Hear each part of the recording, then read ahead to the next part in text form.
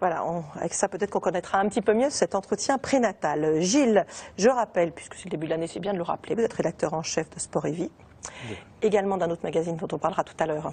Et on verra pourquoi. Mais là, on va célébrer une date qui a été un peu oubliée. Le 1er janvier 2013, on aurait dû célébrer le 150e anniversaire de la naissance du baron Pierre de Coubertin, le rénovateur des Jeux Olympiques.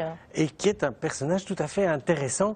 Il fait partie de ceux qu'on pourrait définir comme les célèbres inconnus de l'histoire, au même titre que Baden-Powell, le père du scoutisme, ou que Henri Dunant, le fondateur de la Croix-Rouge. C'est-à-dire des personnes dont on connaît le nom, dont on connaît l'œuvre même superficiellement, mais à propos desquelles on ignore encore plein de choses. Alors pour Pierre de Coubertin, ben voilà, on sait qu'il est né il y a 150 ans, on sait qu'il était français, qu'il est le rénovateur des Jeux Olympiques, qu'il porte de belles moustaches, comme on va pouvoir le vérifier sur ce portrait, mais c'est à peu près tout. Ah non, il y a quand même encore autre chose, c'est qu'il est l'auteur d'une phrase célèbre que tout le monde connaît, l'important n'est pas de gagner, mais de participer. C'est ce qu'on dit à chaque Jeux Olympiques. Petit problème, il a écrit 60 000 pages de discours, d'articles, de livres, et nulle part on trouve trace de cette phrase. Ce qui s'en rapproche le plus, c'est un discours qu'il a prononcé lors de la cérémonie de clôture des Jeux Olympiques d'Athènes en 1896, donc les premiers Jeux de l'ère moderne, où il disait aux athlètes, et notamment à ceux qui n'avaient pas remporté la victoire, mais revenez dans 4 ans. Mais en leur disant ça, c'était une façon pour lui d'assurer la pérennité de son événement. C'était pas du tout pour minimiser l'importance des enjeux sportifs, ce à quoi probablement il ne croyait pas du tout. Alors aujourd'hui, les Jeux Olympiques, on n'a même pas besoin de les présenter, sauf qu'à la fin du 19e, c'était plutôt farfelu comme proposition. Il faut comprendre que les derniers Jeux Olympiques de l'ère antique, c'est 393. Les premiers Jeux Olympiques de l'ère moderne, c'est 1896. Ça fait 1503 ans, quand même un trou conséquent. Et bien sûr, on avait tout oublié. Ce qui fait que quand il propose de rénover les Jeux Olympiques lors d'un discours à la Sorbonne en 1892, personne ne comprend de quoi il s'agit. Tout le monde applaudit chaleureusement la fin du discours, mais de Coubertin lui-même écrit dans ses carnets qu'il s'était attendu à toutes les réactions, sauf celle-là. Les gens viennent le voir et lui disent « Mais qu'est-ce que vous voulez faire au juste, une pièce de théâtre ?» Ou bien d'autres lui demandent « Mais dans cette pièce de théâtre, est-ce que les acteurs seront nus comme les athlètes dans l'Antiquité ?» Et donc il est un petit peu désolé de ses réactions, mais comme il est obstiné, comme il a de l'entre-gens, comme il a une fortune personnelle importante qu'il dilapidera d'ailleurs dans le projet, eh bien au bout du compte, il arrive à ses fins et lorsqu'il meurt en 1937, les Jeux Olympiques sont sur le rail et on connaîtront le succès qu'on leur prête actuellement. Alors justement, aujourd'hui, c'est une machine de guerre, c'est rentable, c'est professionnel. Est-ce que vous croyez qu'il aurait été fier de cette évolution ou pas ? Peut-être fier sous certains aspects, consterné sous d'autres aspects, et puis surtout surpris. Parce qu'il faut comprendre que dans l'idée de Coubertin, les Jeux n'étaient pas un objectif en soi. C'était plutôt un outil, c'était le moyen de motiver les jeunes générations pour se mettre à faire du sport. Donc à l'époque, on avait un peu le même problème qu'aujourd'hui, on reprochait aux jeunes d'être trop oisifs, on ne parlait pas de jeux vidéo, mais enfin le problème était le même, on disait qu'ils passaient leur temps dans des salons enfumés et qu'il valait mieux pour eux travailler leur culture physique. Eh bien, les Jeux Olympiques avaient été imaginés dans ce sens-là.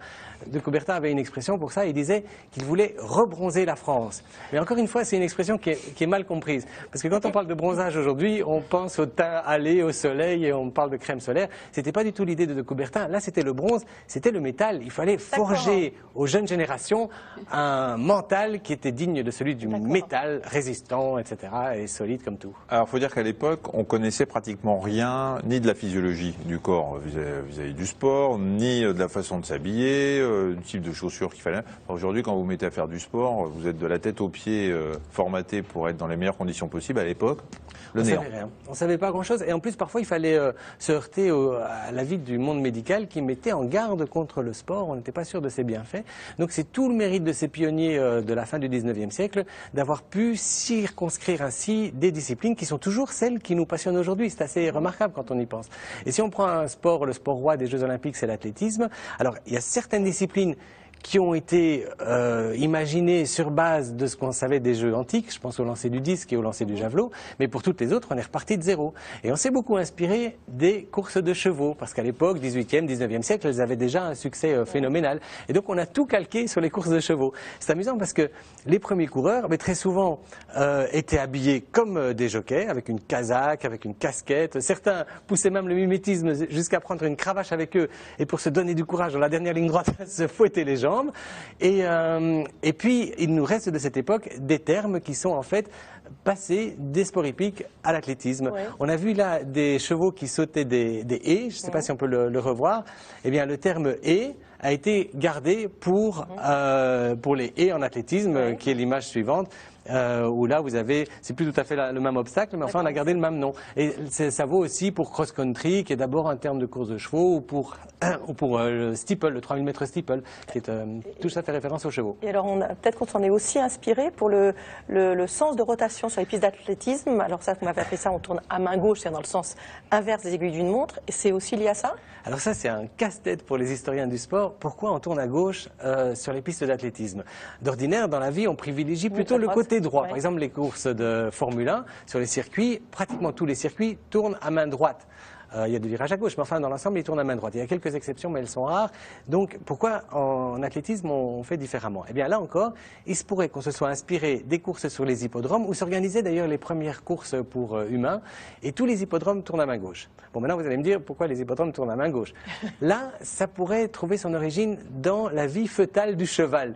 Parce que lorsqu'un cheval est dans le ventre de sa maman, à la fin de la grossesse, il n'a plus beaucoup de place, et donc il est obligé de se recroqueviller. Et les chevaux se recroquevillent préférentiellement sur la gauche, ce qui fait qu'à la naissance, ils sont plus facilement enclins à tourner à gauche qu'à droite. Et quand on les voit courir, on les voit souvent avec l'antérieur gauche en avant, comme vous le voyez sur la photo, sur le second cheval. Vous voyez, il a sa jambe gauche plus en avant. Eh bien, quand on court comme ça, on vire plus facilement à gauche parce que on utilise comme pied avant celui qui est à l'intérieur du virage. Et si on les avait fait tourner à droite, les chevaux auraient dû soit changer de pied, mais ils auraient peut-être perdu un peu de temps, soit ils auraient dû galoper à faux, comme disent les spécialistes de l'équitation, mais beaucoup de chevaux n'aiment pas ça. Et donc, vous voyez, on en arrive à tourner à gauche en athlétisme parce que les chevaux courent à gauche, parce que quand ils sont dans le ventre de la maman, ils sont pliés sur leur gauche. Vous n'avez pas fait une étude sur l'œil dominant et le fait de tourner à droite ou à gauche? C'est intéressant. J'étais en train de me poser des questions sur le parallèle, effectivement, avec la préférence manuelle ou la dominance oculaire, parce qu'il y a forcément, je pense, des liens. Juste un mot, Gilles. Pierre de Coubertin, il n'était pas un peu sexiste? Il pensait que les femmes n'avaient pas leur place dans le sport de haut niveau comme ça? En compétition. Il était contre la compétition féminine, mais pas du tout contre le sport féminin. Et d'ailleurs, lui-même était entouré de femmes. Il adorait sa fille, il avait une sœur, il a été éduqué par sa mère. Mais il trouvait que c'était pas féminin de faire de la compétition sportive. Alors, on reste un tout petit peu avec la course à pied, puisque vous êtes le scénariste d'une bande dessinée qui est excellente, et je le dis clairement parce que j'aime pas la bande dessinée, donc c'est vraiment très bien. Ça s'appelle Zatopek et compagnie, c'est les petites plus belles histoires de course à pied, voilà. C'est édité par Zatopek Magazine. Voilà, c'est ça. Voilà, et donc il faut aller sur le site du magazine, donc Zatopek, pour en savoir plus. Mais c'est vraiment, les histoires sont belles, les dessins sont bien, le scénario, je n'en parle même pas tellement c'est remarquable. Mais non, franchement, c'est vraiment bien. Merci. Merci beaucoup. Et on vous attend donc sur une étude sur l'œil et bien sûr. Et la rotation à main gauche. Pas la semaine prochaine, mais ça ne serait tardé. Merci à tous les deux. On passe à une vivo.